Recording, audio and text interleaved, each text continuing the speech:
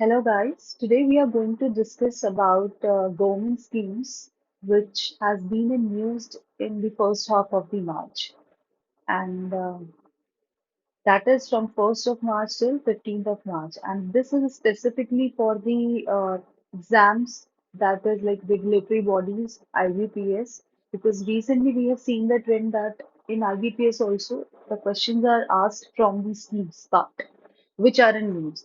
So specifically we have started with these schemes that are in news, and we will elaborate it then to go in past and learning all these things. So basically, I'm trying to do today is I'll teach you the schemes starting from the March that has been in news recently. So let's start with it.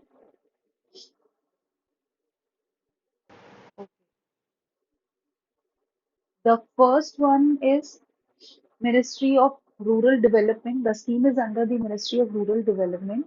It is Deen Dayal Antyodaya Yojana, National Rural Livelihood Mission. So why it was in news? Because recently a conclave has been held, which was emphasizing on the rural development and corporate house responsibility. That is CSR effort, corporate social responsibilities, and it was held in New Delhi. The aim of this scheme was better livelihoods. Now, starting with the initial scheme of Deen Dayal Antyodaya Yojana, National Rural Livelihood Mission, it was started in 2011, and the aim of this scheme was to mobilize 10 to 12 crore households into self-help group by 2024 and 25. It was a centrally sponsored scheme, and the objective of the schemes was to reduce poverty, self-employment, and skilled wage employment, sustainable livelihood, and effective institutional program for livelihood. So, to make institutes so that to impart skills to the people for the sustainable livelihood. National Rural Livelihood Mission was renamed as Deen Dayal Antyodaya Yojana, National Rural Livelihood Mission in 2018. So, what was initially the aim? The aim was at least one women member from each identified rural poor household to be brought under self-help group network. That means that they have to identify the women from the rural households and to enroll them in these self-help groups. And how would they identify that this is a rural household? It was not based on the below poverty line data. Basically, it was the first time they have introduced the participatory identification of poor. So it's important to know that to identify the rural household, they were using participatory identification poor. The next scheme is under Ministry of Finance, and the scheme is Emergency Credit Line Guarantee Scheme, ECLGS. So why it is in news recently? It was in news because 72% amount of 5 lakh crore, that is 3.60 lakh, has been issued. So initially the amount which has been announced for this scheme was 5 lakh crore. So 72% of this amount has already been issued, which is 3.60 lakhs. When this scheme was launched? It was launched in 2020. Ministry of Finance is the government ministry under which this scheme is implemented. Next is the collateral free. Okay, so what is there under this scheme? ये scheme क्यों आई? Basically, this scheme was introduced to provide collateral free additional credit to MSMEs, business mudra borrowers, and such like that, which is equal to 20% of outstanding of their amount in their loans as on 29th February 2020. So it was during the pandemic time where the government wanted to infuse the liquidity in the economy. And since we all know that at that time, the situation of the economy is not good. People were suffering from losses. The business were going into the losses.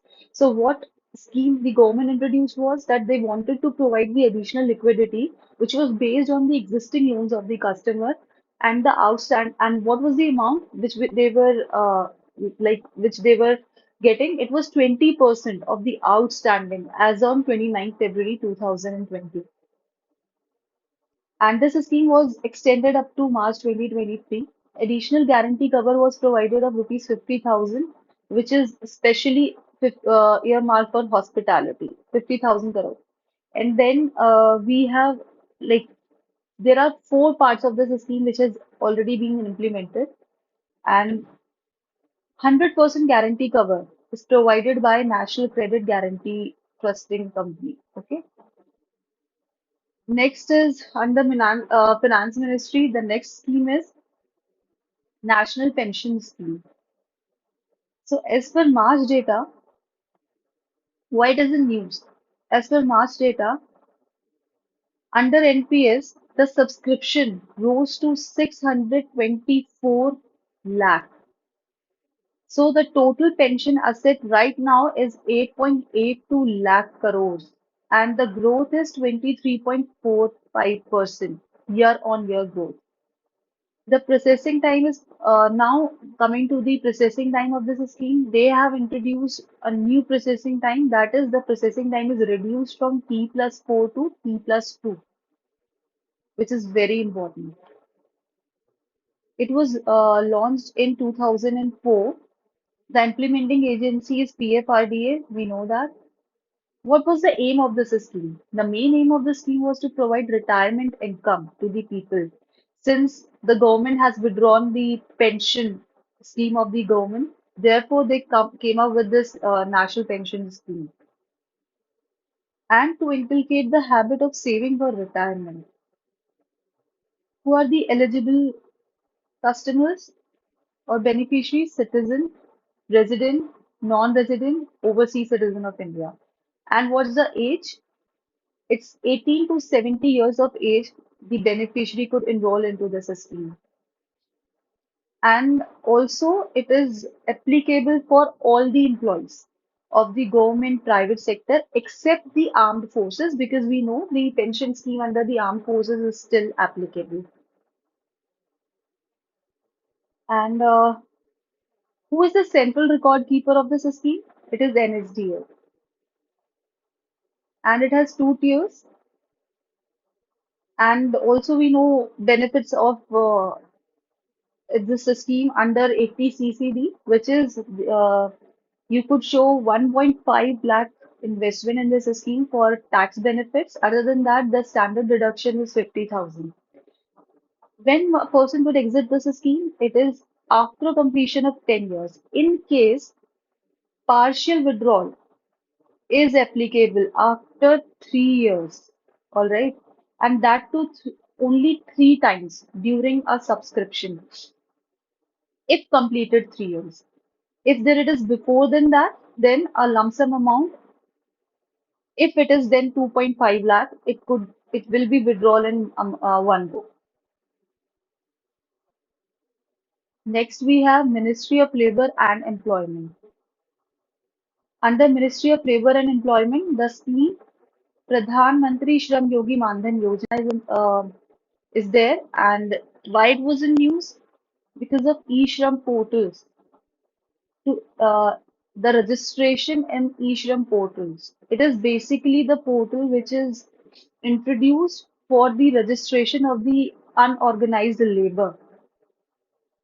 So 28.62 crore registration on the portal has already been there, and government is focusing to facilitate registration of unorganized worker on portal of by paying rupees 20 per worker to CSC and State Seva Kendra. So they want people of unorganized sector to register in these e-Shram portals, for which they are also facilitating the registering agencies such as CSC and State Seva Kendra to for the benefit of the unorganized labor. So it was launched in 2019 under Ministry of Labour and Employment. It's again a central sector scheme. And unorganized worker between the age group of 18 to 40 years are eligible for this scheme, and also with monthly income of below 15,000 rupees. These labor should not be employed in any organized sector or should not be an income taxpayer.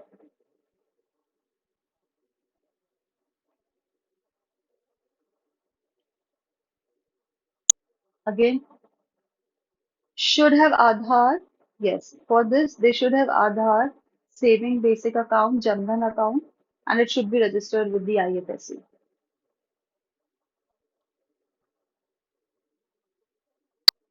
In this, a family pension to spouse is available. Contribution of 50% by pensioner and 50% by government would be there. Aadhaar is mandatory. Auto debit facility is also there. LIC is the pension fund manager. Very important. Then the exit on death of beneficiary, spouse shall be entitled to receive 50% of pension amount. Subscription if exit before 10 years, then would get saving account interest rate. All right. If a subscriber exit before 10 years, then only the interest rate which is applicable as the saving account would be given to the beneficiary.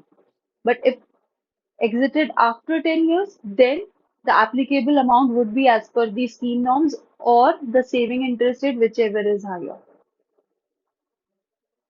So this scheme was under Ministry of Finance. Now we are coming to Ministry of Jal Shakti. And the first scheme we have here is Namami Gange mission, which is the second mission now. And this has been recently launched. That's why it was in news. And it is under Ministry of Jal Shakti. Why it is important? Because this mission is in a context of making villages on the bank of Ganga defecation free. So that is the major aim. And since when it is applicable up to 2026. That is 3 years of time from now. The outlay of the project is 22,500 crores. And what are the objectives? Clean and protected river, watershed management, development on the bank, riverfront management, conservation of aquatic life, and coordination between different ministries. It is again a central sector scheme and which is funded by World Bank. Very important. The whole scheme, the whole fund is the scheme is funded by World Bank. And the 8 pillars are there under this scheme. And the implementation is done at 2 levels. One is the national level, the other is the state level. And it covered 8 states, 47 towns, and 12 rivers. Basically, if we talk about the basin cover, then there are 11 states. And recent focus is on 5 states, which is UP, Uttarakhand, Jharkhand, Bihar, and West Bengal. So there is a Clean Ganga Fund charity under this scheme, and if you invest in that charity, you will get exemption under income tax, which is 100%. And also, if any company invests in that charity, then it will be counted under CSR activity of that corporate firm. And the implementation is like on the immediate basis. The time frame has been divided about the policies under this scheme. Like there would be some policies would be implemented immediately. The second one will be on the medium term basis, which is going to be 5 years of time. And the third is going to be on the long term basis, and that is up to 10 years. Now, next we have National Mission for Clean Ganga. Budget allocation since its inception, like it was started in 2011 until 22-23, the whole budget allocation amounts to 18,743 rupees. So what we have, 43 crores, not rupees. So what we have seen initially in the National Mission for Clean Ganga, Namami Gange program, sorry, it was Namami Gange program. The total fund outlay was 22,000 crore approximately, right? And here, under the National Mission for Clean Ganga, the budget allocation since the inception we are talking, since 2011 till now, it is 18,743 crores. And the amount released is 14,772 crores. As we know, it was launched in 2011 and Ministry of Jal Shakti. What are the objectives? So the objectives are obviously the pollution abatement, rejuvenation of Ganga, ecological flow to maintain river water quality. And as we have read in Namami Gange program, it was a charity, so we can invest in that charity fund. Similarly, here it is registered as society under Society Registration Act of 1860, and it is a two-tier management just like in Namami Gange Mission. So the next ministry is Ministry of Electronics and Information Technology. Under this, a scheme of incentive scheme for promotion of RuPay debit cards and low value Bhim UPI transaction person to merchant is launched. So the it was in news because UPI has achieved 782 crore digital transactions of value 12.82 lakh crore in December 2022.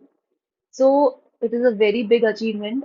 The digital transaction amount, the amount of digital transaction was 782.9 crore and total value of transaction was 12.82 lakh crore in December 2022. Digital payment transaction has grown from 2000 crore in 2017 to 8,840 crore in financial year 21-22. So it is like it has grown four times.